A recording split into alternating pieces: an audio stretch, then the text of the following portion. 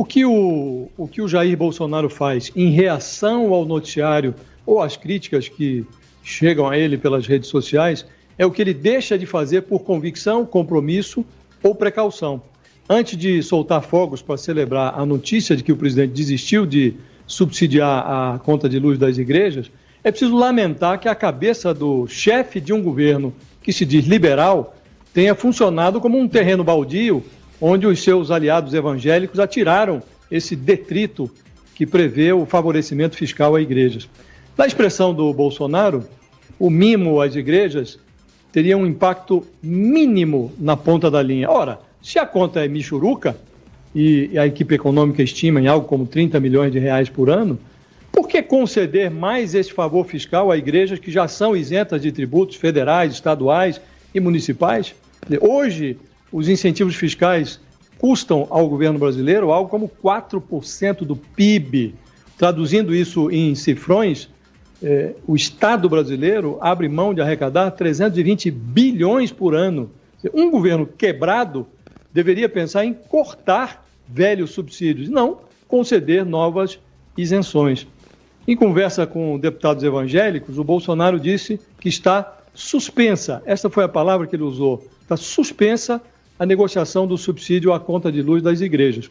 Suspender significa interromper a conversa por um certo período de tempo. O presidente soaria mais lógico se utilizasse termos mais categóricos, algo assim, olha, está arquivado esse assunto, ou fim de papo, e aí o ministro Paulo Guedes diria amém. Do modo como se expressou, o Bolsonaro deixou no ar uma incômoda impressão de que ele enviou o pedido dos seus irmãos em Cristo não para o arquivo, mas para um gavetão de assuntos pendentes. Acho que, de fato, é do jogo que o presidente tente fazer média aí com esse pedaço, que é um pedaço importante. Tem um terço do eleitorado hoje no Brasil é um eleitorado evangélico.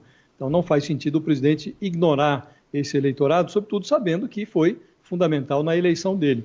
Mas acho que é nosso papel aqui realçar que, neste episódio, o pragmatismo do presidente se materializaria de forma mais efetiva se ele tomasse o partido desde a origem, está fazendo isso agora, depois que foi pressionado, mas desde a origem do ministro da Economia dele, até por razões eleitorais, porque o Bolsonaro terá maior êxito no governo dele e, portanto, maiores chances de se reeleger se o Paulo Guedes tiver sucesso na implementação da sua política liberal. Então, cada vez que o presidente dá um pulo fora do círculo, ele sinaliza mal, porque ele dá a entender que ele não tem ele não concedeu toda essa liberdade ao ministro da Economia para executar a sua política. De vez em quando ele dá uma declaração contra a privatização, realça a dificuldade de privatizar até a empresa de Correios. Depois ele vem com esse negócio de subsídio para a igreja, quer dizer, cada hora ele vem com uma ideia esdrúxula que prejudica o trabalho do ministro da Economia dele. Então, acho que o lado pragmático do Bolsonaro se manifestaria de uma forma mais correta se nesse instante ele enxergasse que agora, no limiar do segundo ano do governo, ele precisa apostar na solidez da política econômica do governo dele e não em outras coisas.